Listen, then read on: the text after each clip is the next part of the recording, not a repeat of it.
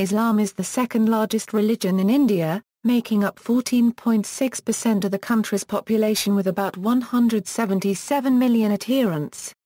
Islam first came to India with Arab traders as early as 7th century AD to coastal Malabar. Islam arrived in the 11th century to coastal Gujarat.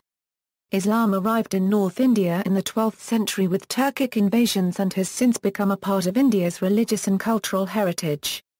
Over the centuries, there has been significant integration of Hindu and Muslim cultures across India, and the Muslims have played a prominent role in India's economic rise and cultural influence. Early history of Islam in India. Trade relations have existed between Arabia and the Indian subcontinent since ancient times. Even in the pre-Islamic era, Arab traders used to visit the Malabar region, which linked them with the ports of Southeast Asia. Newly Islamized Arabs were Islam's first contact with India. The historians Eliot and Dowson say in their book The History of India as told by its own historians, the first ship-bearing Muslim travelers was seen on the Indian coast as early as 630 AD. H. G. Rawlinson, in his book, Ancient and Medieval History of India, claims the first Arab Muslims settled on the Indian coast in the last part of the 7th century AD. Sheikh Zainuddin Makhdum's Tufat al-Mujridin is also a reliable work. This fact is corroborated by J. Sturrock in his South Kanara and Madras districts manuals, and also by Haridas Bhattacharya and Cultural Heritage of India Vol. 4. It was with the advent of Islam that the Arabs became a prominent cultural force in the world. The Arab merchants and traders became the carriers of the new religion and they propagated it wherever they went. The first Indian mosque, Cheraman Yuma Masjid, is thought to have been built in 629 AD by Malik bin Dinar. In Malabar, the Mapalas may have been the first community to convert to Islam as they were more closely connected with the Arabs than others. Intensive missionary activities were carried out along the coast and many natives also embraced Islam. These new converts were now added to the Mapala community. Thus among the Mapalas, we find, both the descendants of the Arabs through local women and the converts from among the local people. In the 8th century, the province of Sindh was conquered by an Arab army led by Muhammad bin Qasim. Sindh became the easternmost province of the Umayyad Caliphate. In the first half of the 10th century, Mahmud of Ghazni added the Punjab to the Ghaznavid Empire and conducted 17 raids on modern-day India. In the 11th century, Ghazi Sayyid Salim Asad played a significant role in the conversion of locals to Islam. A more successful invasion came at the end of the 12th century by Muhammad of Ghor. This eventually led to the formation of the Delhi Sultanate. Arab-Euro-Indian interactions. There is much historical evidence to show that Arabs and Muslims interacted with India and Indians from the very early days of Islam, if not before the arrival of Islam in Arabia. Arab traders transmitted the numeral system developed by Indians to the Middle East and Europe. Many Sanskrit books were translated into Arabic as early as the 8th century. George Saliba writes in his book Islamic Science and the Making of the European Renaissance that some major Sanskrit texts began to be translated during the reign of the second Abbasid Caliph al-Mansur, if not before. Some texts on logic even before that, and it has been generally accepted that the Persian and Sanskrit texts, few as they were indeed the first to be translated. Political history of Islam in India. For further details, see History of India. Delhi Sultanate. Mughal Empire. Deccan Sultanates, main articles, Bahmani Sultanate, Ahmadnagar Sultanate, Adil Shahi, Qutb Shahi, post-Mughal era, main articles, Nizam, Hyder Ali, Tipu Sultan, Siraj-ud-Dawla. For decline of Muslim politics in India, see East India Company, role in Indian independence movement. The contribution of Muslim revolutionaries, poets and writers is documented in the struggle for independence. Tipu Mir raised a revolt against British. Abul Kalam Azad, Hakim Ajmal Khan and Rafi Ahmed Khidai are Muslims who engaged in this purpose. Muhammad Ashfaq Ullah Khan of Shah Jahanpur conspired to loot the British treasury at Kakkari. Khan Abdul Ghaffar Khan was a noted nationalist who spent 45 of his 95 years of life in jail. Barakatullah of Bhopal was one of the founders of the Adar Party, which created a network of anti-British organisations. Syed Rahmat Shah of the Adar Party worked as an underground revolutionary in France and was hanged for his part in the unsuccessful Adar uprising in 1915. Ali Ahmad Siddiqui of Faizabad planned the Indian Mutiny in Malaya and Burma along with Syed Mutaba Hussain of Jaunpur and was hanged in 1917. Vakam Abdul Qadir of Kerala participated in the Quit India struggle in 1942 and was hanged. Umar Subhani, an industrialist and millionaire of Bombay, provided Gandhi with Congress expenses and ultimately died for the cause of independence. Among Muslim women, Hazrat Mahal, Asghari Begum, Amma contributed in the struggle for independence from the British. The first ever Indian rebellion against the British saw itself in the Vellore Mutiny of July 10, 1806, which left around 200 British officers and troops dead or injured. But it was subdued by the British and the mutineers, and the family of Tipu Sultan, who were incarcerated in the Vellore fort at that time, had to pay a heavy price. It predates the Indian Rebellion of 1857. And as a result of the Sepoy Mutiny, mostly the upper-class Muslim rebels were targeted by the Britishers, as under their leadership the war was mostly fought in and around Delhi. Thousands of kith and kins were shot or hanged near the gate of Red Fort, Delhi, which is now known as Coney Darwaza, the Bloody Gate. The renowned Urdu poet Mtsagalib, 1797–1869, has given a vivid description of such executions in his letters now published by the Oxford University Press. His life and letters compiled and translated by Ralph Russell and Kershajul Islam, 1994. As the Muslim power waned with the gradual demise of the Mughal Empire, the Muslims of India faced a new challenge, that of protecting their culture and interests, yet interacting with the alien, technologically advantaged power. In this period, the ulema of Firangi Mahal, based first at Saholian district Barabanki, and, since the 1690s, based in Lucknow, educated and guided the Muslims. The Firangi Mahal led and steered the Muslims of India. Other famous Muslims who fought for independence against the British rule: Abul Kalam Azad, Mahmud Hassan of Darul Uloom Deoband, who was implicated in the famous Silk Letter conspiracy to overthrow the British through an armed struggle; Hussain Ahmed Madani, former Shaykh al-Hadith of Darul Uloom Deoband; Ubaidullah Sindhi, Hakim Ajmal Khan, Hazrat Muani, Syed Mahmud, Professor Maulavi Barkatullah, Zakir Hussain, Saifuddin Kichlub, Vakam Abdul Qadir, Manzoor Abdul Ahab, Baja Shah Zafar, Hakim Nusrat Hussain, Khan Abdul Ghaffar Khan, Abdul Samad Khan Akakzai, Colonel Shahnawaz, M.A. Ansari, Rafi Ahmad Kide, Fakhruddin Ali Ahmad, Ansar Hawani, Tark Shawani, Nawab Vikar ul-Mulk, Nawab Muhsin ul-Mulk, Musafa Hussain, V.M. Ubaidullah, Senior Raim, Badruddin Tayyabji, and Maulvi Abdul Hamid. Until 1920, Muhammad Ali Jinnah was a member of the Indian National Congress and was part of the independence struggle. Allama Muhammad Iqbal, poet and philosopher, was a strong proponent of Hindu-Muslim unity and an undivided India perhaps until 1930. Hussain Shahid Suramadi was also active in the Indian National Congress in Bengal during his early political career.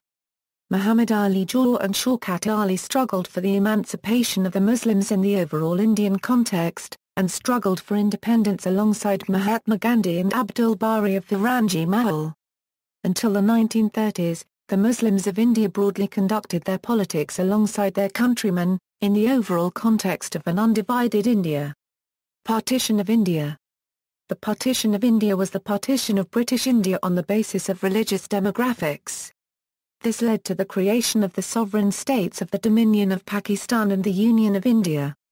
The Indian Independence Act 1947 had decided August 15, 1947, as the appointed date for the partition. However, Pakistan celebrates its day of creation on August 14. The partition of India was set forth in the Indian Independence Act 1947 and resulted in the dissolution of the British Indian Empire and the end of the British Raj. It resulted in a struggle between the newly constituted states of India and Pakistan and displaced up to 12.5 million people, with estimates of loss of life varying from several hundred thousand to a million. The violent nature of the partition created an atmosphere of mutual hostility and suspicion between India and Pakistan that plagues their relationship to this day. The partition included the geographical division of the Bengal province into East Bengal, which became part of the Dominion of Pakistan. West Bengal became part of India, and a similar partition of the Punjab province became West Punjab and East Punjab. The partition agreement also included the division of Indian government assets, including the Indian Civil Service, the Indian Army, the Royal Indian Navy, the Indian Railways and the Central Treasury, and other administrative services. The two self-governing countries of India and Pakistan legally came into existence at the stroke of midnight on August 15, 1947. The ceremonies for the transfer of power were held a day earlier in Karachi, at the time the capital of the new state of Pakistan, so that the last British Viceroy, Lord Mountbatten of Burma, could attend both the ceremony in Karachi and a ceremony in Delhi. Thus, Pakistan's Independence Day is celebrated on August 14 and India's on August 15. Some critics allege that British haste in the partition process increased the violence that followed. Because independence was declared prior to the actual partition, it was up to the new governments of India and Pakistan to keep public order. No large population movements were contemplated. The plan called for safeguards for minorities on both sides of the new border. It was a task at which both states failed. There was a complete breakdown of law and order. Many died in riots, massacre, or just from the hardships of their flight to safety. What ensued was one of the largest population movements in recorded history. According to Richard Simmons, at the lowest estimate, 500,000 people perished and 12 million became homeless. However, many argue that the British were forced to expedite the partition by events on the ground. Once in office, Mountbatten quickly became aware if Britain were to avoid involvement in a civil war, which seemed increasingly likely, there was no alternative to partition and a hasty exit from India. Law and order had broken down many times before partition, with much bloodshed on both sides. A massive civil war was looming by the time Mountbatten became viceroy. After the Second World War, Britain had limited resources, perhaps insufficient to the task of keeping order. Another viewpoint is that while Mountbatten may have been too hasty, he had no real options left and achieved the best he could under difficult circumstances. The historian Lawrence James concurs that in 1947 Mountbatten was left with no option but to cut and run. The alternative seemed to be involvement in a potentially bloody civil war from which it would be difficult to get out. Conservative elements in England consider the partition of India to be the moment that the British Empire ceased to be a world power. Following Curzon's dictum, the loss of India would mean that Britain dropped straight away to a third-rate power. Population: India's Muslim population is the world's third largest and the world's largest Muslim minority population. Officially, India has the third largest Muslim population next to Indonesia and Pakistan. India is home to 10% of the world's Muslim population. India has a rough estimate of 176 million Muslims, but the actual number is expected to be higher. Records show India has more Muslims than Pakistan. Muslim populations by Pew: Muslims represent a majority of the local population in Lakshadweep and Jammu and Kashmir. The largest concentration about 47% of all Muslims in India, live in the three states of Uttar Pradesh, West Bengal, and Lahore. High concentrations of Muslims are found in states of Assam, Kerala, Maharashtra, Jharkhand and Karnataka. Muslim population by states. As of 2014, Muslims comprise the majority of the population in Jammu and Kashmir and Lakshadweep. In 110 minority-concentrated districts, at least a fifth of the population are Muslim. Muslim populations by Indian state, 2001 census, population growth rate, Muslim population growth per census, 1981 census. Parts of Assam were not included in the 1981 census data due to violence in some districts. 1991 census, Jammu and Kashmir was not included in the 1991 census data due to militant activity in the state. 2011 census, estimated populations of Muslims in India as religious demographics has still not been released by Government of India. Muslims in India have a much higher total fertility rate compared to that of other religious communities in the country. Because of higher birth rates, the percentage of Muslims in India has risen from about 10% in 1951 to 14.4% by 2013. The Muslim population growth rate is higher by more than 10% of the total growth compared to that of Hindus. However, since 1991, the largest decline in fertility rates among all religious groups in India has occurred among Muslims. The population growth rate is also attributable to the fact that majority of Muslim populations are concentrated in the states that are lagging behind in social reforms and services which have shown higher birth rates than other states. However, the Sacher Committee report shows that the Muslim population growth has slowed down and will be on par with national averages. Social and economic reasons behind population growth. Demographers have put forth several factors behind high birth rates among Muslims in India. According to sociologists Roger and Patricia Jeffrey, socio-economic conditions rather than religious determinism is the main reason for higher Muslim birth rates. Indian Muslims are poorer and less educated compared to their Hindu counterparts.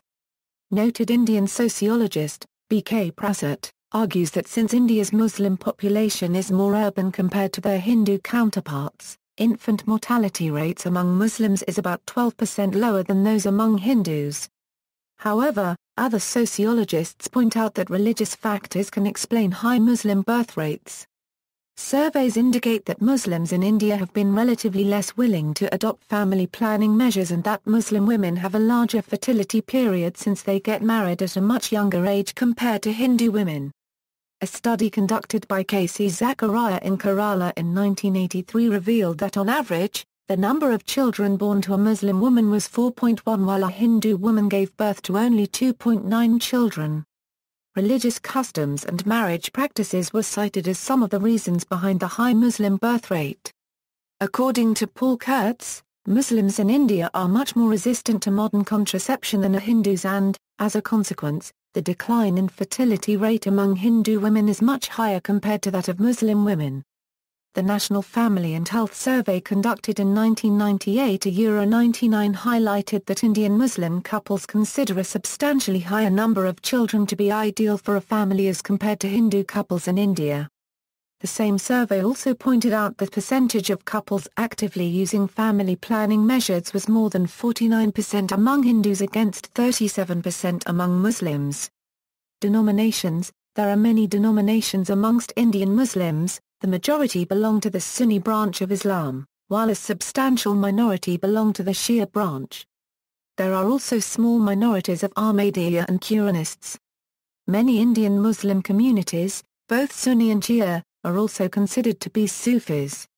Sunni, Indian Sunnis largely follow the Hanafi school of Islamic law. In the 19th century the Deobandi, a revivalist movement in Sunni Islam was established in India. It is named after Deoband, a small town northeast of Delhi, where the original madrasa or seminary of the movement was founded. From its early days this movement was been influenced by Wahhabism. The majority of Indian Sunnis however follow the moderate Barelvi movement which was founded in 1904 by Ahmed Razi Khan of Bareilly in defense of traditional Islam as understood and practiced in South Asia and in reaction to the reformist attempts of the Deobandi movement. The Barelvi doctrine provides space for such things as holy men, devotional music, and practices like praying at mausoleums. Shia Muslims are a large minority among India's Muslims. However, there has been no particular census conducted in India with regards to sects, but Indian sources like Times of India and Daily News and Analysis reported Indian Shia population in mid-2005 2006 between 25% and 31% of entire Muslim population of India, which accounts them in numbers between 40 million to 50 million of 157 million Indian Muslim population. However, as per an estimation of one reputed Shia NGO Al-Aman Trust, India's Shia population in early 2000 was around 30 million, with Sayyids comprising just a tenth of the Shia population. According to some national and international sources, Indian Shia population is the world's second largest after Iran. Dawoodi Bohra.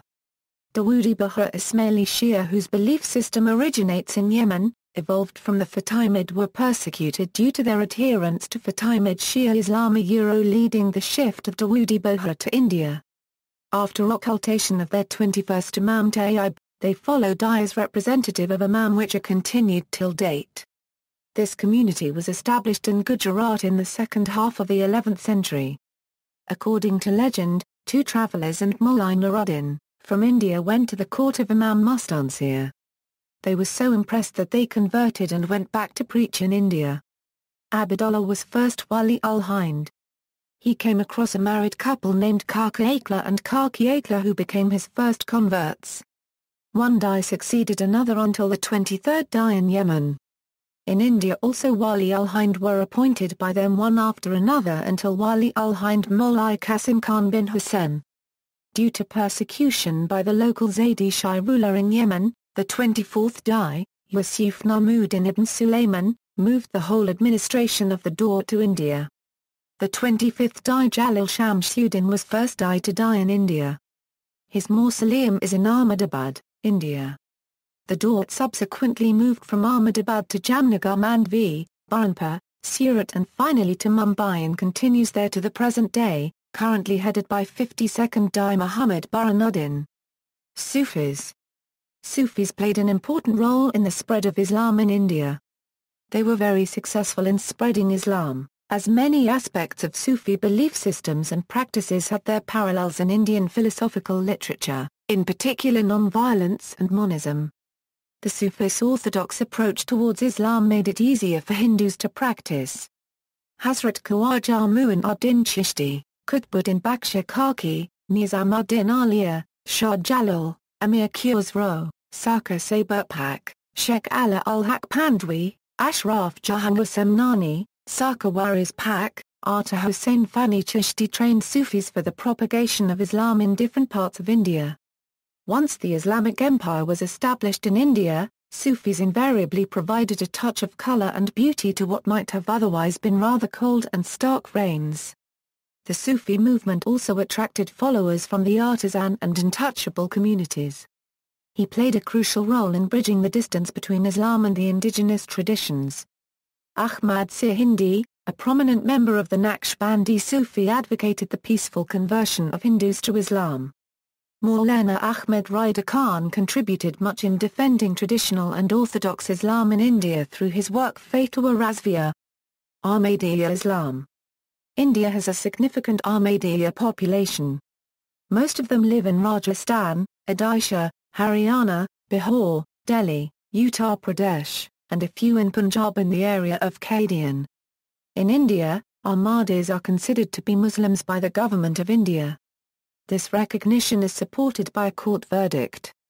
There is no legislation that declares Ahmadis non-Muslims or limits their activities, but they are not allowed to sit on the All India Muslim Personal Law Board, a body of religious leaders India's government recognizes as representative of Indian Muslims. Quranists, non-sectarian Muslims who reject the authority of Hadith, known as Quranists, Quraniyun, or Al-Quran, are also present in India. In South Asia during the 19th century, the Al-Quran movement formed partially in reaction to the Al-Hadith movement, whom they considered to be placing too much emphasis on Hadith. Many Al-Quran adherents were formerly adherents of Al-Hadith but found themselves incapable of accepting certain Hadiths. Notable Indian Quranists include Chira Ali, Islam Ajari, Khwaja Ahmaduddin Amritsari, and Abdullah Chakralawi. Origins. Most of the Muslims in India belong to Indian ethnic groups, with minor to obvious levels of gene flow from outside, primarily from Persia and Middle East. Sources indicate that the castes among Muslims developed as a result of the concept of kafir. Those who are referred to as ashrafs are presumed to have a superior status derived from their foreign Arab ancestry, while the alafs are assumed to be converts from Hinduism, and have a lower status. Actual Muslim social practice, including in India, points to the existence of sharp social hierarchies that numerous Muslim scholars have sought to provide appropriate Islamic sanction through elaborate rules of fiqh associated with the notion of kufr. Most prominent Muslim scholars such as Maulana Ahmad Reza Khan Barelvi and Maulana Ashraf Ali Thanvi have championed the notion of caste superiority based on birth. It is argued that Muslims of Arab origin are superior to non-Arab or Ajami Muslims, and so while a man who claims Arab origin can marry an Ajami woman, the reverse is not possible. Likewise, they argue, a Pathan Muslim man can marry a Juleha Manzari Rayan or Qurayshi woman, but an Ansari, Rayan, Manzari and Qurayshi man cannot marry a Pathan woman since they consider these castes to be inferior to Pathans. Many of these ulama also believe that it is best to marry within one's own caste. The practice of endogamous marriage in one's caste is strictly observed in India. Interestingly, in 3 genetic studies representing the whole of South Asian Muslims, it was found that the Muslim population was overwhelmingly similar to the local non-Muslims associated with minor but still detectable levels of gene flow from outside, primarily from Iran and Central Asia, rather than directly from the Arabian Peninsula. Caste system among South Asian Muslims. Caste system among South Asian Muslims refers to units of social stratification that have developed among Muslims in South Asia. Stratification. In some parts of South Asia, the Muslims are divided as Ashrafs and Alafs. Ashrafs claim a superior status derived from their foreign ancestry. The non-Ashrafs are assumed to be converts from Hinduism, and are therefore drawn from the indigenous population. They, in turn, are divided into a number of occupational castes. Sections of the ulama provide religious legitimacy to caste with the help of the concept of kufr. A classical example of scholarly declaration of the Muslim caste system is the Fatwa-i Jahandari, written by the 14th-century Turkish scholar, Ziauddin Barani, a member of the court of Muhammad bin Tughlaq, of the Tughlaq dynasty of the Delhi Sultanate. Barani was known for his intensely casteist views, and regarded the Ashraf Muslims as racially superior to the Alif Muslims. He divided the Muslims into grades and subgrades. In his scheme, all high positions and privileges were to be a monopoly of the high-born Turks, not the Indian Muslims. Even in his interpretation of the Quranic verse "Indeed, the pious among you are most honored by Allah," he considered piety to be associated with noble birth. Barani was specific in his recommendation that the sons of Muhammad, that is Ashrafs, be given a higher social status than the low-born, that is Alif. His most significant contribution in the fatwa was his analysis of the castes with respect to Islam. His assertion was that castes would be mandated through state laws or zawabi, and would carry precedence over Sharia law whenever they were in conflict. In the Fatwa-i Jahandari, he wrote about the qualities of the high-born as being virtuous, and the low-born being the custodian of vices. Every act which is contaminated with meanness and based on ignominy, comes elegantly, from the Alif. Barani had a clear disdain for the Alif and strongly recommended that they be denied education, lest they usurp the Ashraf masters. He sought appropriate religious sanction to that effect. Barani also developed an elaborate system of promotion and demotion of imperial officers that was primarily on the basis of their caste. In addition to the Ashraf-Alif divide, there is also the Artsal caste among Muslims, who are regarded by anti-caste activists like Baba Zahir Ambedkar as the equivalent of untouchables.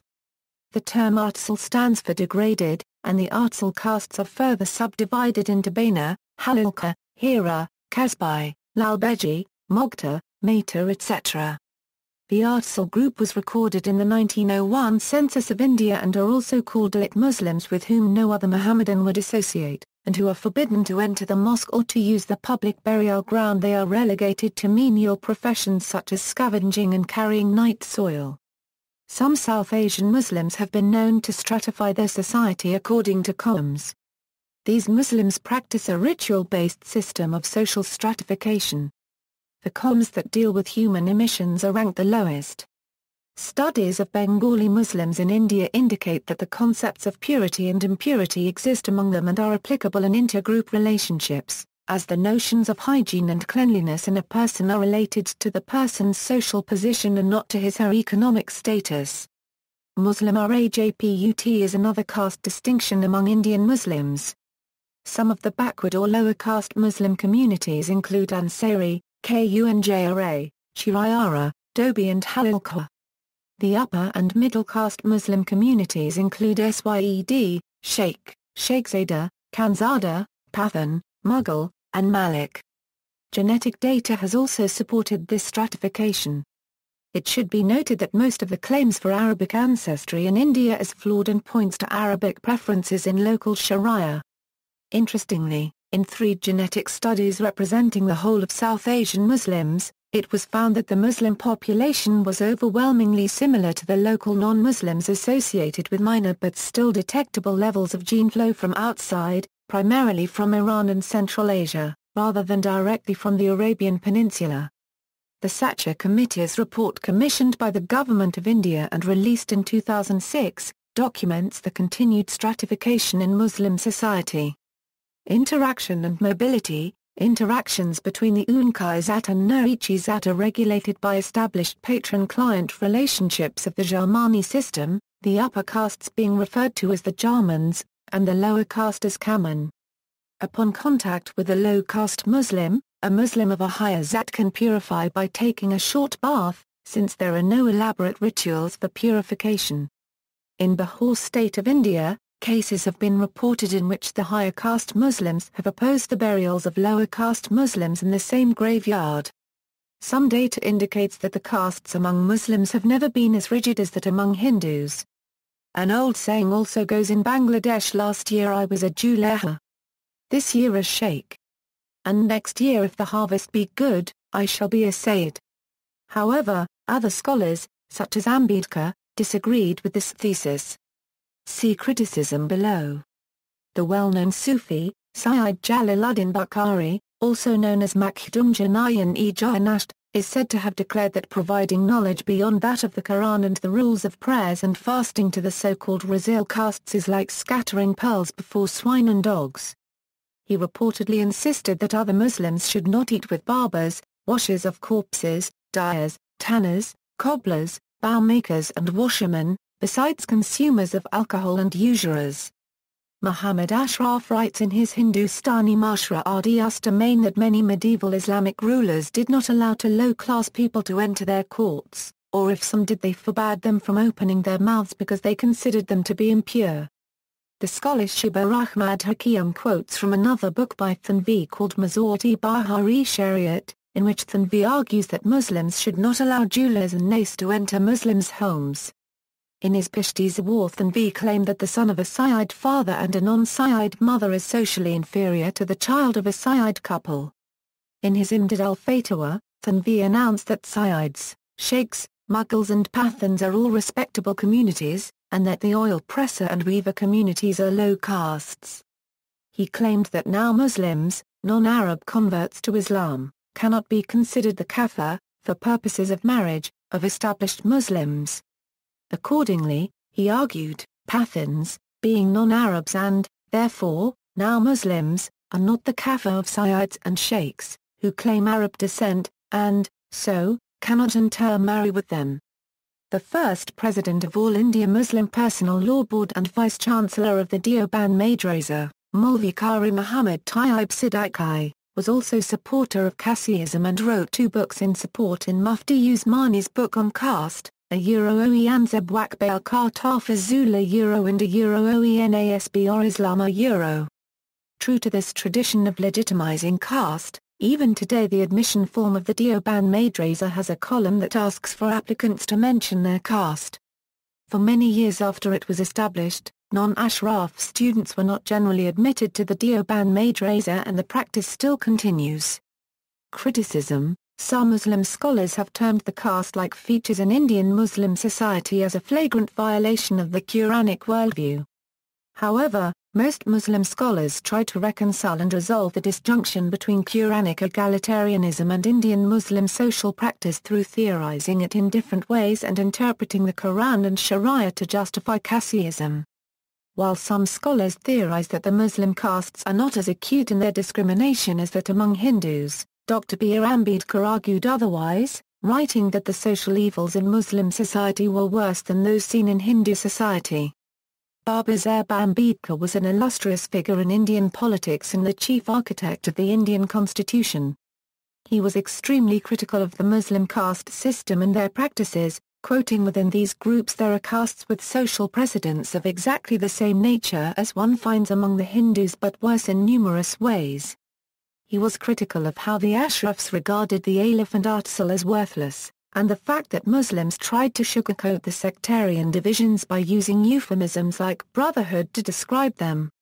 He was also critical of the precept of literalism of scripture among Indian Muslims that led them to keep the Muslim caste system rigid and discriminatory. He decried against the approval of Sharia to Muslim Qasiism. It was based on superiority of foreign elements in society which would ultimately lead to downfall of local Dalits. This tragedy would be much more harsher than Hindus who were ethnically related to and supportive of Dalits. This Arabian supremacy in Indian Muslims accounted for its equal disapproval by high and low caste Hindus during 1300 years of Islamic presence in India.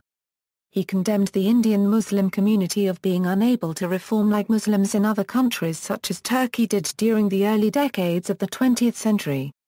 Prominent Muslims in India. India is home to many eminent Muslims who have made their mark in numerous fields and have played a constructive role in India's economic rise and cultural influence across the world. Out of the 12 presidents of the Republic of India, 3 were Muslims: Zakir Hussain, Fakhruddin Ali Ahmed and APJ Abdul Kalam. Additionally, Muhammad Hidayatullah, A.M. Ahmadi, Mirza Hamidullah Beg and Altamas Kabir held the office of the Chief Justice of India on various occasions since independence. Muhammad Hidayatullah also served as the acting President of India on 2 separate occasions, and holds the distinct honour of being the only person to have served in all 3 offices of the President of India, the Vice President of India and the Chief Justice of India. The current Vice President of India, Muhammad Hamid Ansari, Foreign Minister Salman Khurshid and Director of the Intelligence Bureau, Syed Asif Ibrahim are Muslims. Mr. Ibrahim is the first Muslim to hold this office. From July 30, 2010 to June 10, 2012, Dr. S.Y. Qureshi served as the Chief Election Commissioner of India. He was the first Muslim to serve in this position. Prominent Indian bureaucrats and diplomats include Abid Hussain, Ali Jung and Asaf Ali. Zafar Saifullah was Cabinet Secretary of the Government of India from 1993 to 1994. Salman Haidar was Indian Foreign Secretary from 1995 to 1997 and Deputy Permanent Representative of India to the United Nations. Influential Muslim politicians in India include Sheikh Abdullah, Farooq Abdullah and his son Omar Abdullah, Mufti Muhammad Saeed, Sikandar Bakht, A.R. Antuli, Ahmed Patel, C.H. Muhammad Koya, Aba Ghani Khanjthuri, Mukhtar Abbas Naqvi, Salman Khurshid, Saifuddin Soz, Ia Hamd, Ghulam Nabi Azad, Syed Shahnawaz Hussain and Asaduddin Owaisi. Some of the most popular and influential actors and actresses of the Mumbai-based Bollywood film industry are Muslims. These include Yusuf Khan, Shah Rukh Khan, Amir Khan, Salman Khan, Saif Ali Khan, Madhubala, and Emraan Hashmi. India is also home to several critically acclaimed Muslim actors such as Naseeruddin Shah, Johnny Walker, Shabana Azmi, Ahida Rehman, Amjad Khan, Parveen Babi, Firoz Khan, Meena Kumari, Prem Nazir, Mammootty, Nargis Dutt, Irrfan Khan, Farida Jalal, Arshad Warsi, Mahmood, Zeenat Aman, Farooq Sheikh and Tabu. Some of the best-known film directors of Indian cinema include Mahbub Khan, K. A. Abbas, Kamal Amri, K. Asif and the Abbas Mustan duo. Indian Muslims also play pivotal roles in other forms of performing arts in India, particularly in music, modern art and theatre. M.F. Hussain is one of India's best-known contemporary artists. Academy Awards winners Rasul Pukhuti and A.R. Rahman, Norshad Ali, Salim Sulaiman and Nadir Mokhtar of the Nadir Shravan duo are some of India's celebrated musicians. Abrar Alvi penned many of the greatest classics of Indian cinema. Prominent poets and lyricists include Shakil Badayani, Sahir Ludhanvi and Maru Sultanpuri. popular Indian singers of Muslim faith include Muhammad Rafi, Anu Malik, Lucky Ali, Talat Mahmud and Shamshad Begum. Another famous personality is the tabla maestro Zakir Hussain. Sania Mirza, from Hyderabad, is the highest-ranked Indian woman tennis player. In cricket, there are many Muslim players who have made strong and significant impacts. Iftikhar Ali Khan Fataudi, Mansoor Ali Khan Fataudi and Muhammad Azharuddin captained the Indian cricket team on various occasions. Other prominent Muslim cricketers in India are Mushtaq Ali, Syed Kermani, Arshad Ayub, Muhammad Kaif, Munif Patel, Zaya Khan, Irfan Pathan, Yusuf Pathan and Wasim Jaffer. India is home to several influential Muslim businessmen. Some of India's most prominent firms, such as Wipro, Wockhardt, Himalaya Healthcare, Hamdard Laboratories, Cipla and Mtsitanas were founded by Muslims. The only two South Asian Muslim billionaires named by Forbes magazine, Yusuf Hamid and Azim Premji, are from India. Though Muslims are underrepresented in the Indian armed forces, as compared to Hindus and Sikhs, several Indian military Muslim personnel have earned gallantry awards and high ranks for exceptional service to the nation.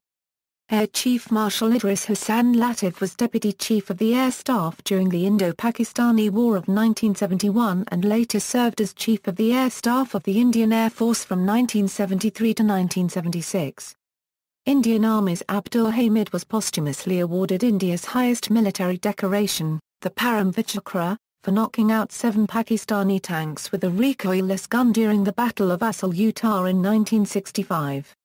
Two other Muslims, Brigadier Muhammad Usman and Muhammad Ismail were awarded Mahavir Chakra for their actions during the Indo-Pakistani War of 1947.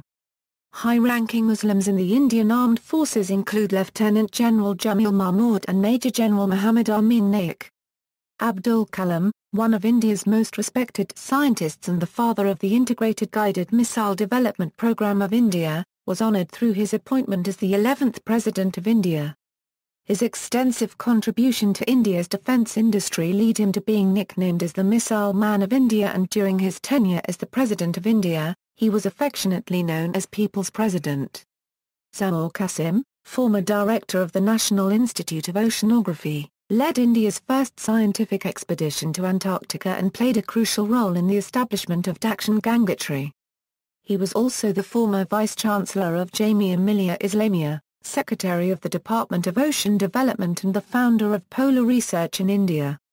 Other prominent Muslim scientists and engineers include C.M. Habibullah, a stem cell scientist and director of Deccan College of Medical Sciences and Allied Hospitals and Centre for Liver Research and Diagnostics, Hyderabad. In the field of Unani medicine, one can name Hakim Ajmal Khan, Hakim Abdul Hamid and Hakim Syed Zilur Rahman. Salim Ali was an Indian ornithologist and naturalist, also known as the Birdman of India. Zakir Naik is one of the most influential spiritual leaders of India, as noted by the Indian Express in 2009. Al-Sunnat Sufi leader Hazrat Syed Muhammad Amin Mian Qadri and Abu Bakr Ahmad Mushaliya have been included in the list of most influential Muslims list by Georgetown University. Mahmood Madani, leader of Jamiat Ulama-e-Hind and MP, was ranked at 36 for initiating a movement against terrorism in South Asia. Syed Amin Mian has been ranked 44th in the list. Islamic culture in India, Indo-Islamic art and architecture. Indian architecture took new shape with the advent of Islamic rule in India towards the end of the 12th century AD. New elements were introduced into the Indian architecture that include use of shapes, inscriptional art using decorative lettering or calligraphy, inlay decoration and use of colored marble, painted plaster and brightly colored glazed tiles. Qawat al-Islam Mosque, built in 1193 CE, was the first mosque to be built in the Indian subcontinent. Its adjoining Tower of Victory, the Qutb Minar, also started around 1192 CE, which marked the victory of Muhammad Uri and his general Qutbuddin Aibak, from Azi, Afghanistan, over local Rajput kings, is now a UNESCO World Heritage Site in Delhi. In contrast to the indigenous Indian architecture, which was of the Trabit order, that is, all spaces were spanned by means of horizontal beams. The Islamic architecture was arcuate, that is, an arch or dome was adopted as a method of bridging a space. The concept of arch or dome was not invented by the Muslims but was, in fact, borrowed and further perfected by them from the architectural styles of the post-Roman period. Muslims used a cementing agent in the form of mortar for the first time in the construction of buildings in India. They further put to use certain scientific and mechanical formulae, which were derived by experience of other civilizations, in their constructions in India. Such use of scientific principles helped not only in obtaining greater strength and stability of the construction materials but also provided greater flexibility to the architects and builders. One fact that must be stressed here is that, the Islamic elements of architecture had already passed through different experimental phases in other countries like Egypt, Iran and Iraq before these were introduced in India. Unlike most Islamic monuments in these countries, which were largely constructed in brick, plaster and rubble, the Indo-Islamic monuments were typical mortar masonry works formed of dressed stones.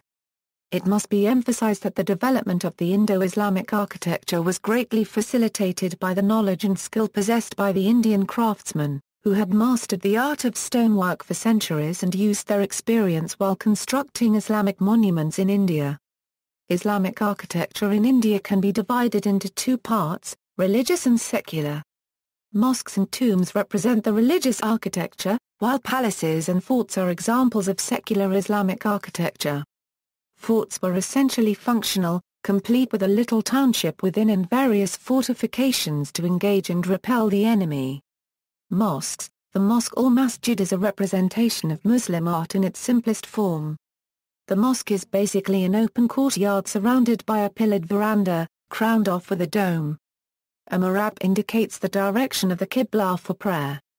Towards the right of the mihrab stands the minbar or pulpit from where the imam presides over the proceedings. An elevated platform, usually a minaret from where the faithful are summoned to attend prayers, is an invariable part of a mosque. Large mosques where the faithful assemble for the Friday prayers are called the Jama masjids. Tombs and mausoleum. The tomb or maqbara could range from being a simple affair to an awesome structure enveloped in grandeur. The tomb usually consists of a solitary compartment or tomb chamber known as the husra, in whose center is the cenotaph or zarin. This entire structure is covered with an elaborate dome. In the underground chamber lies the mortuary or the maqbara, in which the corpse is buried in a grave or qabr. Smaller tombs may have a mihrab, although larger mausoleums have a separate mosque located at a distance from the main tomb.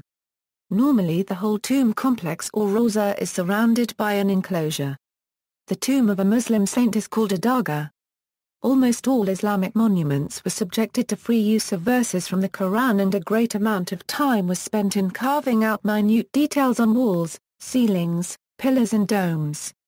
Styles of Islamic architecture in India. Islamic architecture in India can be classified into three sections: Delhi or the imperial style, the provincial style, encompassing the surrounding areas like Jaunpur and the Deccan, and the Mughal architecture style. Music. The Hindustani classical music has strong Persian influence brought in by Mughals and other rulers. Fine arts. The best example of Islamic fine arts is the school of miniature painting known as Mughal painting. The Mughal Emperor Humayun brought painters practicing miniatures from Persia when he returned from his exile in the mid-1500s. The style subsequently developed over the following decades and centuries and also spawned many regional varieties of miniatures. Law and politics. Certain civil matters of jurisdiction for Muslims such as marriage, inheritance and wakf properties are governed by the Muslim personal law, which was developed during British rule and subsequently became part of independent India with some amendments. Lack of knowledge, especially by some Western writers, tend to believe Indian Muslim personnel law as Sharia law. Indian Muslims have rejected for any calls of Sharia law in India. Indian Muslim personnel law is not developed as a Sharia law but as interpretation of existing Muslim laws as part of common law. The Supreme Court of India has ruled that Sharia or Muslim law holds precedence for Muslims over Indian civil law in such matters. Muslims in India are governed by the Muslim Personal Law Application Act, 1937. It directs the application of Muslim personal law to Muslims in marriage, mahr, divorce, maintenance, gifts, waqf, wills and inheritance. The courts generally apply the Hanafi Sunni law for Sunnis. Shia Muslims are independent of Sunni law for those areas where Shia law differs substantially from Sunni practice.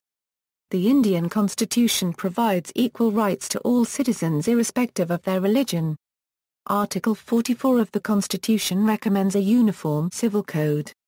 However, the attempts by successive political leadership in the country to integrate Indian society under common civil code is strongly resisted and is viewed by Indian Muslims as an attempt to dilute the cultural identity of the minority groups of the country. The All India Muslim Personal Law Board was established for the protection and continued applicability of Muslim personal law, that is Shariat Application Act in India. The Satcher Committee was asked to report about the condition of Muslims in India in 2005. Almost all the recommendations of the Satcher Committee have been implemented. Most Muslims in India wrongly believe that they get their rights from Quran. But the truth is that they get their rights from the following laws acts present in the Indian constitution which are applicable to Muslims in India regarding matters of marriage, succession, inheritance, child adoption etc.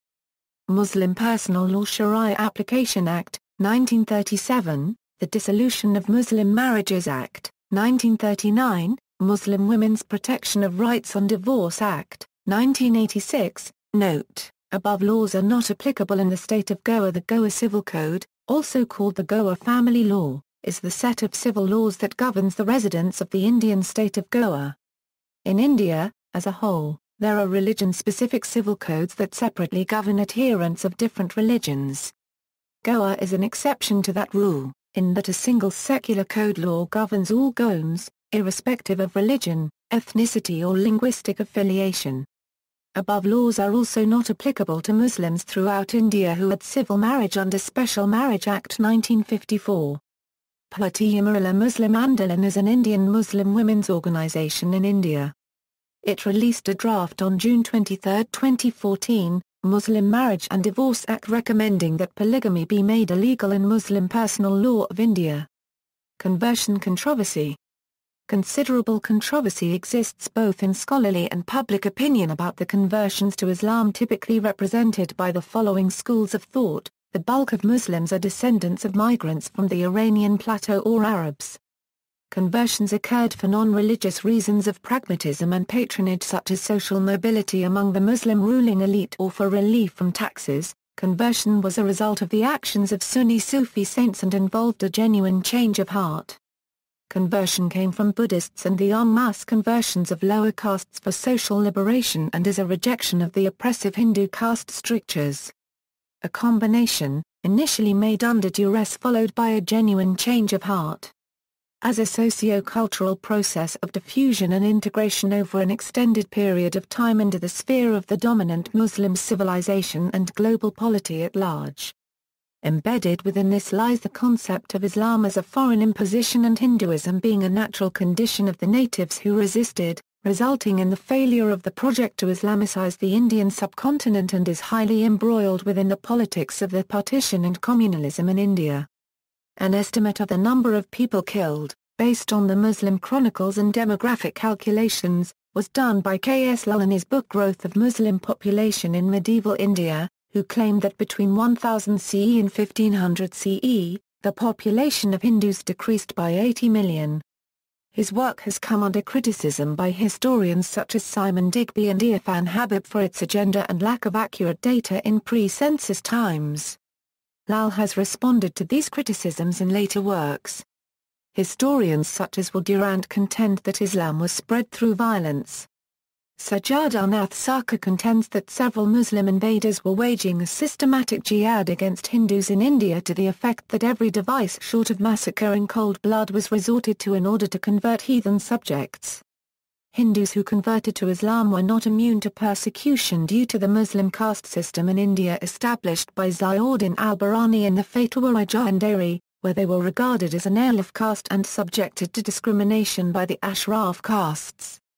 Disputers of the conversion by the sword theory point to the presence of the large Muslim communities found in southern India, Sri Lanka, Western Burma, Bangladesh, southern Thailand, Indonesia and Malaysia, coupled with the distinctive lack of equivalent Muslim communities around the heartland of historical Muslim empires in the Indian subcontinent, is refutation to the conversion by the sword theory. The legacy of the Muslim conquest of South Asia is a hotly debated issue and argued even today. Different population estimates by economics historian Angus Maddison and by Jean-Noël Barabin also indicate that India's population did not decrease between 1000 and 1500, but increased by about 35 million during that time. Not all Muslim invaders were simply raiders. Later rulers fought on to win kingdoms and stayed to create new ruling dynasties. The practices of these new rulers and their subsequent heirs varied considerably. While some were uniformly hated, others developed a popular following. According to the memoirs of Ibn Battuta, who travelled through Delhi in the 14th century, one of the previous sultans had been especially brutal and was deeply hated by Delhi's population. Battuta's memoirs also indicate that Muslims from the Arab world, Persia and Anatolia were often favoured with important posts at the royal court, suggesting that locals may have played a somewhat subordinate role in the Delhi administration. The term Turk was commonly used to refer to their higher social status. Saa Rizvi, however, points to Muhammad bin Tughlaq as not only encouraging locals but promoting artisan groups such as cooks, barbers and gardeners to high administrative posts. In his reign, it is likely that conversions to Islam took place as a means of seeking greater social mobility and improved social standing. Intra-Muslim relations, Shia-Sunni relations. The Sunnis and Shia are the biggest Muslim groups by denomination. Although the two groups remain cordial, there have been instances of conflict between the two groups, especially in the city of Lucknow. Relationship of Muslims with non-Muslim communities, Muslima-Euro-Hindu conflict. Before 1947, the conflict between Hindus and Muslims in the Indian subcontinent has a complex history which can be said to have begun with the jihad of the Umayyad Caliphate in Sindh in 711. The persecution of Hindus during the Islamic expansion in India during the medieval period was characterized by destruction of temples, often illustrated by historians by the repeated destruction of the Hindu temple at Somnath and the anti-Hindu practices of the Mughal Emperor Aurangzeb. Although there were instances of conflict between the two groups, a number of Hindus worshipped and continue to worship at the tombs of Muslim Sufi saints. From 1947 to 1991, the aftermath of the partition of India in 1947 saw large-scale sectarian strife and bloodshed throughout the nation. Since then, India has witnessed sporadic large-scale violence sparked by underlying tensions between sections of the Hindu and Muslim communities. These include 1969 Gujarat riots, 1970 Bhiwandi riots, 1983 Nulli massacre, and the 1989 Pagalpa violence. These conflicts stem in part from the ideologies of Hindu nationalism and Islamic extremism. Since independence, India has always maintained a constitutional commitment to secularism.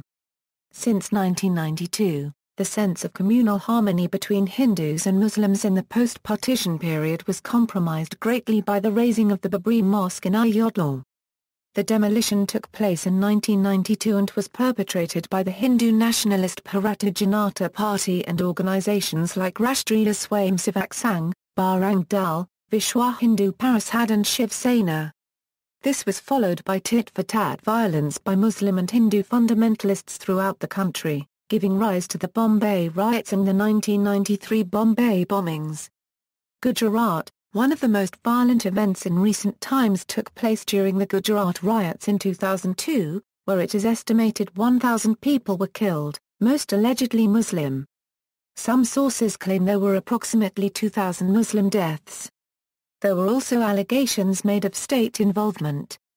The riots were in retaliation to the Godhra train burning, in which 50 Hindus pilgrims returning from the disputed site of the Babri Mosque were burnt alive in a train fire at the Godhra railway station. Gujarat police claimed that the incident was a planned act carried out by extremist Muslims in the region against the Hindu pilgrims.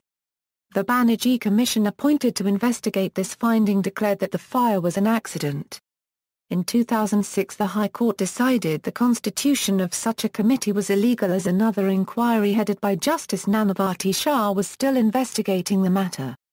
In 2004, several Indian school textbooks were scrapped by the National Council of Educational Research and Training after they were found to be loaded with anti-Muslim prejudice. The NCERT argued that the books were written by scholars hand-picked by the previous Hindu nationalist administration.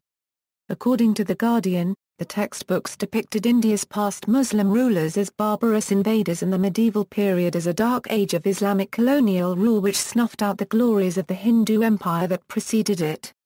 In one textbook, it was purported that the Taj Mahal, the Qutb Minar and the Red Fort all examples of Islamic architecture were designed and commissioned by Hindus. West Bengal, in the 2010 Diganga riots, rioting began on September 6, 2010, when an Islamist mob resorted to arson and violence on the Hindu neighborhoods of Diganga, Kartikpur and Balaighata under the Diganga police station area. The violence began late in the evening and continued throughout the night into the next morning. The District Police, Rapid Action Force, Central Reserve Police Force and Border Security Force all failed to stop the mob violence and the army was finally deployed. The army staged a flag march on the Taki Road, while Islamist violence continued unabated in the interior villages off the Taki Road, till Wednesday in spite of army presence and promulgation of prohibitory orders under Section 144 of the CRPC. Muslim-Sikh conflict. Sikhism emerged in the Punjab during the Mughal period. Conflict between early Sikhs and the Muslim power centre at Delhi reached an early high point in 1606 when Guru Arjan Dev, the fifth Guru of the Sikhs, was tortured and killed by Jahangir, the Mughal emperor. After the death of the fifth beloved Guru his son had taken his spot Guru Har Gobind who basically made the Sikhs a warrior religion. Guruji was the first to defeat the Mughal Empire in a battle which had taken place in present Sri Hargobindpur in Gurdaspur. After this point the Sikhs were forced to organise themselves militarily for their protection. Later in the 16th century, Teg Bahadur became Guru in 1665 and led the Sikhs until 1675. Teg Bahadur was executed by the Mughal Emperor Aurangzeb for helping to protect Hindus, after a delegation of Kashmiri Pandits came to him for help when the emperor condemned them to death for failing to convert to Islam. At this point Aurangzeb had instituted forceful conversions for which they would charge citizens with various accusations granting them to have charges and execution waived off if they converted. This led to a high increase of violence between the Sikhs and Hindus as well as rebellions of Aurangzeb's empire. This is an early example which illustrates how the Hindu-Muslim conflict and the Muslim-Sikh conflicts are connected. After which Guru Gobind Singh and the Sikhs helped the next successor of the throne of India to rise who was Bahadur Shah Zafar. For a certain period of time good relations were maintained somewhat like they were in Akbar's time until disputes arose again. The Mughal period saw various invaders coming into India through Punjab with which they would loot and severely plunder. Better relations have been seen by Dulabati, Mian Mir, Pabuddu Shah, Pabikam Shah, Buli Shah. In 1699, the Khalsa was founded by Guru Gobind Singh, the last Guru. A former ascetic was charged by Gobind Singh with the duty of punishing those who had persecuted the Sikhs. After the Guru's death, Baba Banda Singh Bahadur became the leader of the Sikh army and was responsible for several attacks on the Mughal Empire. He was executed by the Emperor Jahandar Shah after refusing the offer of a pardon if he converted to Islam. The decline of Mughal power during the 17th and 18th centuries, along with the growing strength of the Sikh Confederacy and later, the Sikh Empire, resulted in a balance of power which protected the Sikhs from more violence. The Sikh Empire was absorbed into the British Indian Empire after the Second Anglo-Sikh War of 1849. Massive population exchanges took place during the partition of India in 1947, and the British Indian province of Punjab was divided into two parts, and the western parts were given to the Dominion of Pakistan, while the eastern parts were given to the Union of India. 5.3 million Muslims moved from India to West Punjab in Pakistan, 3.4 million Hindus and Sikhs moved from Pakistan to East Punjab in India. The newly formed governments were completely unequipped to deal with migrations of such staggering magnitude, and massive violence and slaughter occurred on both sides of the border. Estimates of the number of deaths range around roughly 500,000, with low estimates at 200,000 and high estimates at 1 million. Tens of thousands of Muslims are living with a disguised identity as Sikhs since the ethnic cleansing during the partition of India. Muslim-Euro-Christian conflict. In spite of the fact that there have been relatively fewer conflicts between Muslims and Christians in India in comparison to those between Muslims and Hindus, or Muslims and Sikhs, the relationship between Muslims and Christians have also been occasionally turbulent. With the advent of European colonialism in India throughout the 16th, 17th and 18th centuries, Christians were systematically persecuted in some Muslim-ruled princely states in India. Anti-Christian persecution by Tipu Sultan in the 17th century, perhaps the most infamous acts of anti-Christian persecution by Muslims was committed by Tipu Sultan, the ruler of the Kingdom of Mysore, against the Mangalorean Catholic community from Mangalore and the erstwhile South Kanara district on the southwestern coast of India. Tipu was widely reputed to be anti-Christian. The captivity of Mangalorean Catholics at Seringapatam, which began on February 24, 1784 and ended on May 4, 1799, remains the most disconsolate memory in their history. Muslim-Euro-Buddhist conflict. In 1989 there was a social boycott by the Buddhists of the Muslims of Lee district. The boycott remained in force till 1992. Relations between the Buddhists and Muslims in Lee improved after the lifting of the boycott, although suspicions remained. Muslim institutes. There are several well-established Muslim institutions in India. Here is a list of reputed institutions established by Muslims in India. Modern universities and institutes. Aligarh Muslim University, Animan-i-Islam, Mumbai.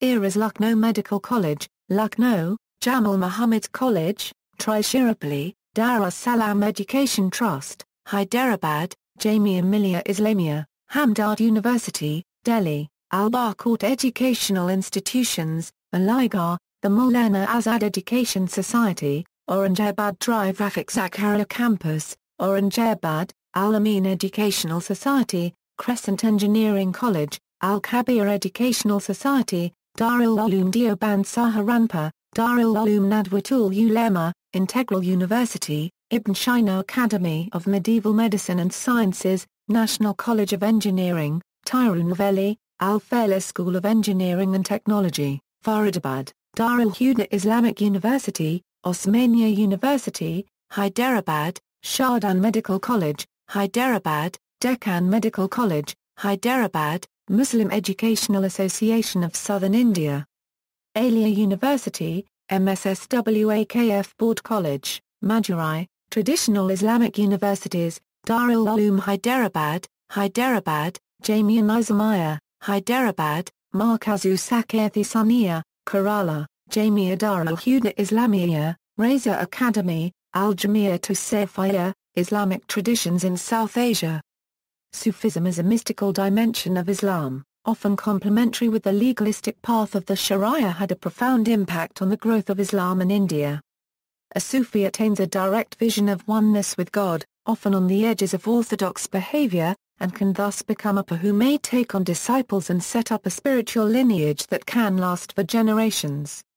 Orders of Sufis became important in India during the 13th century following the ministry of Muinuddin Chishti, who settled in Ajmer, Rajasthan, and attracted large numbers of converts to Islam because of his holiness. His Chishtiya order went on to become the most influential Sufi lineage in India, although other orders from Central Asia and Southwest Asia also reached India and played a major role in the spread of Islam. In this way, they created a large literature in regional languages that embedded Islamic culture deeply into older South Asian traditions. Leadership and organizations. An estimated two-thirds of the 176 million Indian Muslims are believed to be adherents of the Sunni Barawi school of thought and follow Sufi traditions like Maulid, Dargah visit, Dhikr and mysticism. Main-Zari-Islam Barali Sharif, Markazu Sakirthi Sania, Kerala Jamia Nizamiya, Hyderabad and Al-Jamiatul Ashrafiyya Azamgarh are most famous seminary of Al-Sunnat Barawi Muslims. The All India Ulama and Mashaikh Board is an apex body of Indian al-Sunnah Muslims. The body consisting of Solshada Nashins of all the prominent Sufi dargahs and khanqahs, Sunni scholars, imams of masajids, the mufti and the teachers of the madrasas being the office bearer and the members of this board. All India Ulama and Mashaikh Board and Raza Academy have taken a stand against Wahhabism in India and have urged Indian Muslims to reject hardline Wahhabi ideology as propagated by Darul Uloom Deoband and its allies. Recently Al-Sunnah rejected Deoband's fatwa against Milad celebration of birth of Muhammad. Indian Shiite Muslims form a substantial minority within the Muslim community of India comprising between 25% and 31% of total Muslim population in an estimation done during mid-2005 and 2006 of the then Indian Muslim population of 157 million. Sources like Times of India and DNA reported Indian Shiite population during that period between 40 million to 50 million of 157 million Indian Muslim population. The Deobandis, another influential section of the Muslim population following the Hanafi school of thought of India, originate from the Darul Uloom Deoband, an influential religious seminary in the district of Saharanpur of Uttar Pradesh. The seminary is known for its nationalist orientation and played an important role in the Indian freedom struggle. The Jamiat ul-Ulama-e-Hind, founded by Deobandi scholars in 1919, supported the Indian National Congress and the National Freedom Movement and became a political mouthpiece for the Darul Uloom. The Tablighi Jamaat became active after the 1940s as a movement, primarily among the ulama, stressing personal renewal, prayer, a missionary spirit and attention to orthodoxy. It has been highly critical of the kind of activities that occur in and around Sufi shrines and remains a minor if respected force in the training of the ulama. Conversely, other ulama have upheld the legitimacy of mass religion, including exaltation of prayers and the memory of the Prophet. A powerful rationalizing drive led by Sir Syed Ahmad Khan resulted in the founding of Aligarh Muslim University with a broader, more modern curriculum. The Jamaat-e-Islami-Hind, founded in 1941, advocates the establishment of an Islamic government and has been active in promoting education, social service and ecumenical outreach to the community. Hajj subsidy. The Government of India subsidizes the cost of the airfare for Hajj pilgrims. Previously, all pilgrims travelled on Air India, but from 2011 pilgrims fly on planes operated by Hellenic International Airways. In compliance to Allahabad High Court directions, the Government of India has proposed that starting from 2011, the amount of government subsidy per person will be decreased and by 2017 will be ended completely. Maulana Mahmood A. Madani, a member of the Raya Sabha and General Secretary of the Jamiat-e-Ulama-e-Hind, declared that the Hajj subsidy is a technical violation of Islamic Sharia, since the Quran declares that Hajj should be performed by Muslims using their own resources. Influential Muslim lobbies in India have regularly insisted that the Hajj subsidy should be phased out as it is un-Islamic. Muslims in government. India has seen 3 Muslim presidents and many chief ministers of state governments have been Muslims. Apart from that, there are and have been many Muslim ministers, both at the centre and at the state level. Out of the 12 presidents of the Republic of India, 3 were Muslims: Zakir Hussain, Fakhruddin Ali Ahmed and APJ Abdul Kalam. Additionally, Muhammad Hidayatullah, A.M. Ahmadi, Murtaza Hamidullah Beg and Altamas Kabir held the office of the Chief Justice of India on various occasions since independence. Muhammad Hidayatullah also served as the acting President of India on 2 separate occasions, and holds the distinct honour of being the only person to have served in all 3 offices of the President of India, the Vice President of India and the Chief Justice of India. The current Vice President of India, Muhammad Hamid Ansari, Foreign Minister Salman Khurshid and Director of the Intelligence Bureau, Syed Asif Ibrahim are Muslims. Mr. Ibrahim is the first Muslim to hold this office. From July 30, 2010 to June 10, 2012, Dr. S.Y. Qureshi served as the Chief Election Commissioner of India. He was the first Muslim to serve in this position. Prominent Indian bureaucrats and diplomats include Abid Hussain, Ali Bayung and Asaf Ali. Zafar Saifullah was Cabinet Secretary of the Government of India from 1993 to 1994. Salman Haidar was Indian Foreign Secretary from 1995 to 1997 and Deputy Permanent Representative of India to the United Nations.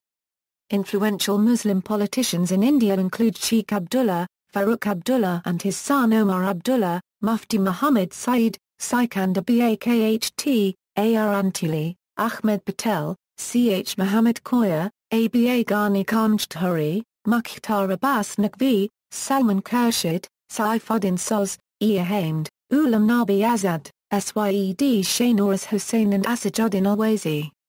Ghettoization of Indian Muslims. Ghettoization among Indian Muslims began in the mid-1970s when first communal riots occurred. This heightened after the Bhagalpur riots 1989, and became a trend after the Babri Masjid demolition in 1992. Soon several major cities developed ghettos, or segregated areas where the Muslim population moved in.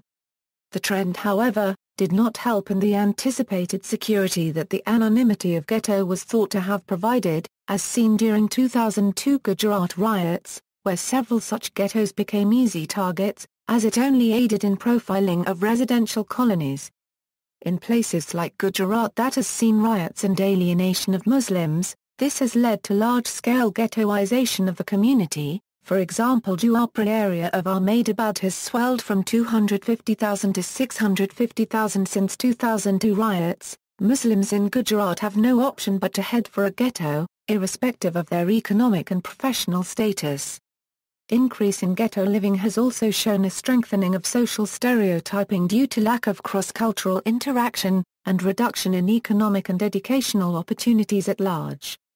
On the other hand, the larger community which for centuries had benefited from its interactions with Islamic traditions, to create a rich cultural and social fabric, formed through amalgamation of the two diverse traditions, faces a danger of fast becoming insular. Secularism in India is being seen by some as a favor to the Muslims, and not as an imperative for democracy. See also: Islam in Africa, Islam in Europe, Islam in Russia, Islam in Central Asia, Islam in China, Islam in Southeast Asia, Islam in Afghanistan, Bihari Muslim, Hyderabadi Muslim, Tamil Muslim, Hinduism and Islam, Hinduism in Pakistan, Hinduism in Bangladesh, Indian Muslim nationalism, List of Indian Muslims, NCERT controversy, Shah Bano case, History of Islam. References. Studies, ASGHAR Ali Engineer, Islam in India, The Impact of Civilizations. Shipra Publications, 2002. ISBN 81-7541-115-5. Muhammad Taha. Muslims in India, Recent Contributions to Literature on Religion, Philosophy, History, and Social Aspects.